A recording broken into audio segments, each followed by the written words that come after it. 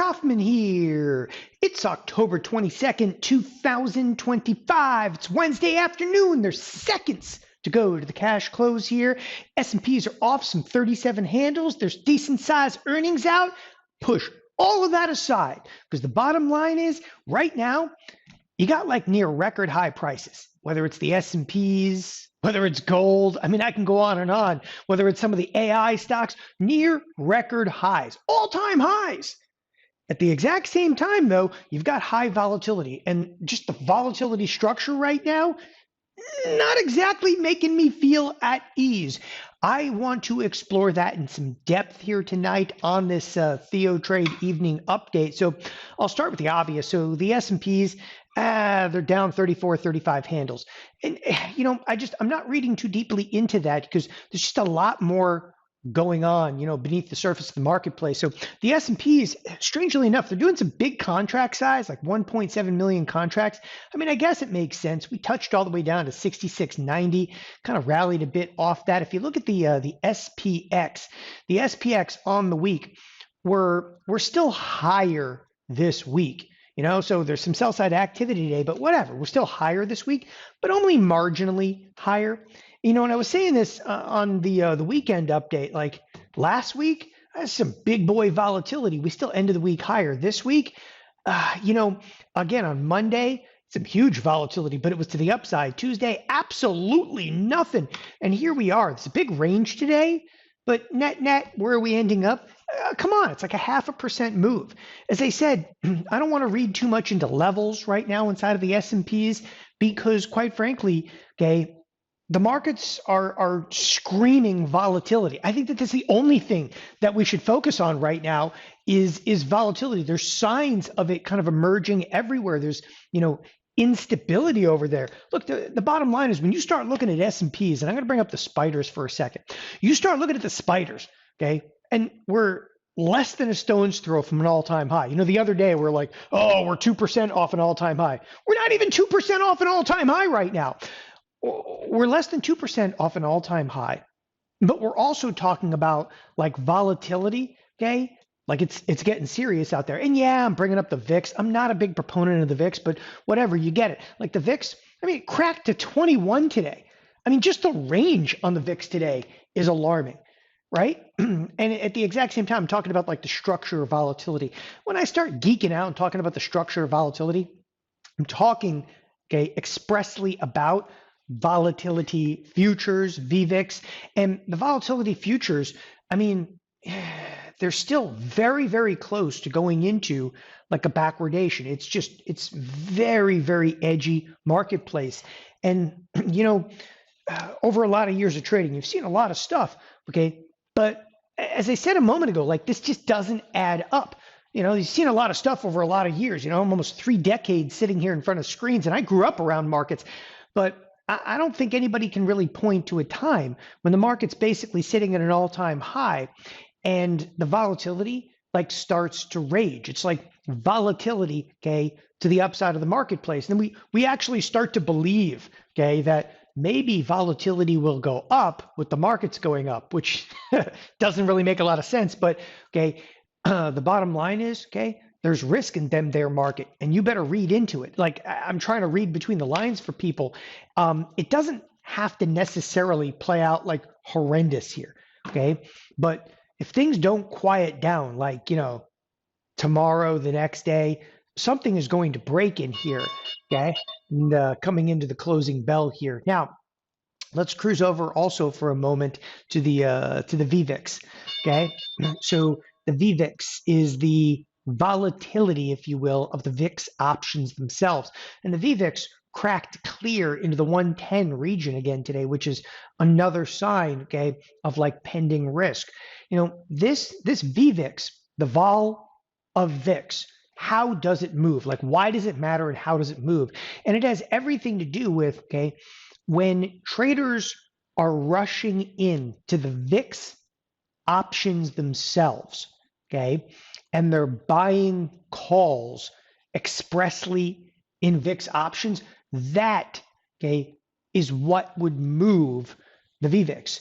And in this particular case, under today's option statistics, okay, you can see that the VIX traded like 1 million contracts. It's huge by huge. So when I start talking about things that don't add up, there is wild and alarming amounts of volatility, okay, in the VIX itself. There's a huge amount of activity in the VIX itself, okay? The S&Ps, you can kind of feel it, maybe not yesterday, but today they feel largely destabilized. We even got like, the little tweet that dropped the marketplace. Didn't matter. A few moments later, we recovered.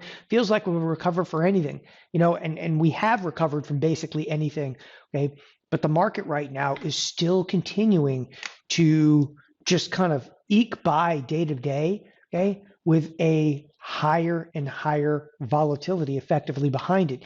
And that it's the experienced trader cannot go to bed at night feeling warm and fuzzy. And I know that some people that are tuning into this, okay, understand exactly what I'm talking about, but I'm trying to get through some of the people that maybe you don't look at volatility, maybe you don't look at the structure of volatility. The structure of volatility right now is just simply put, it is all wrong for a marketplace sitting at like all-time highs. Okay, there is something deeply wrong with this marketplace.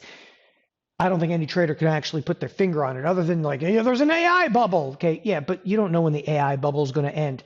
Okay, there's something right in front of us that is causing trade and traders, okay, to buy up volatility.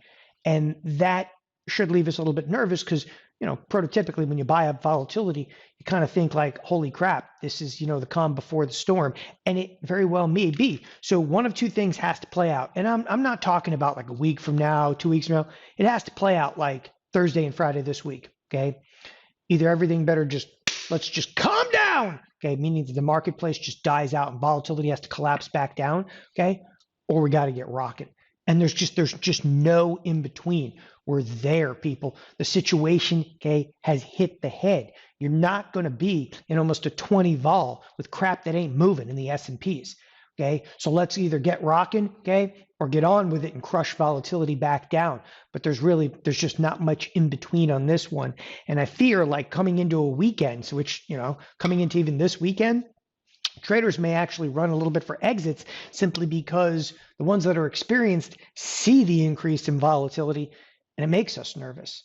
Now, I know that there's all kinds of earnings coming out after the bell, okay, the likes of Tesla, okay, there's a few stocks like the IBMs, Tesla's the big one, obviously, coming out with earnings, and it could definitely move markets, but and I am trading it right now. I'm absolutely trading in Tesla. I've got positions, okay, in the obviously OCT24 expiration, but I just don't think that that's going to be the market moving event. Like it could be a catalyst. Speaking of catalyst, you are in fact going to get CPI data. Okay, yes, we're getting some data. It's like the first data that we've had. Okay, in almost a month, and you are actually going to get some data. I haven't gone to this calendar at all, but the BLS is going to give their little statistics. Okay, so the Bureau of Labor and Statistics actually got something done, but the CPI is, well, it's rather dilapidated at this point. It's the September CPI report. It will be out. Okay, is that going to be a huge catalyst? And for that, we cruise over specifically to the SPX. And the answer to that is, yeah, there's a little bit more volatility packed in over here. Not a lot, but a little bit more. So I just want to give you a feel kind of for the remainder of the week. Because as I said to you, like, I'm left in this marketplace wanting more. There's still quite a bit of movement packed in between now and the end of the week. And moreover, and then the final thing I'll leave you with over here, other than there's something like deeply, deeply wrong with this marketplace, okay? You saw what happened in gold. Gold maybe mellowed out a little bit today, but don't worry, there's still tomorrow. There's not any individual products getting absolutely rocked on here. Okay, it's just that volatility continues. Okay, to just stare at the marketplace, laugh, and go a little bit higher. All right, as I was saying, okay, how much risk is really left in this beast for the remainder of the week? And the answer is, last week we did not hit the upper, okay, nor lower edge of an expected move. And this week, we haven't done it either, okay? I mean, we have not hit the upper or lower edge of the expected move. And this week's expected move is right around $135. It's not crazy high, okay, but it's high enough to recognize that we've had a nominal move. Like if the week Okay, we're over right here, right now. Literally, what have we done? Well, we've moved from like 63, okay, to basically 98. You've moved basically what, 35, 40 points in the S&Ps, which is like a 0.5%. So you've had like a 0.5% move, which is really, really nominal. Okay, from my perspective here in the next 2 days of trade, get ready to rumble. And I say this, there's times where we're like, oh yeah, we've already checked that box, we've already hit this, we've already hit that. Well, right now we've done absolutely nothing this week. Get ready to rumble. Okay, and I'm not necessarily sure it's going to be CPI. Okay, it's going to be some tweet out there, but right now, evidently the market sees something, and I want you again. The biggest thing is you got to understand you're near all-time high. Maybe we break into all-time high. That's fine. But an all-time high with high volatility, again, something in this marketplace does not add up. Thanks everybody for joining us here at Theo Trade. Have a wonderful evening. Bye-bye.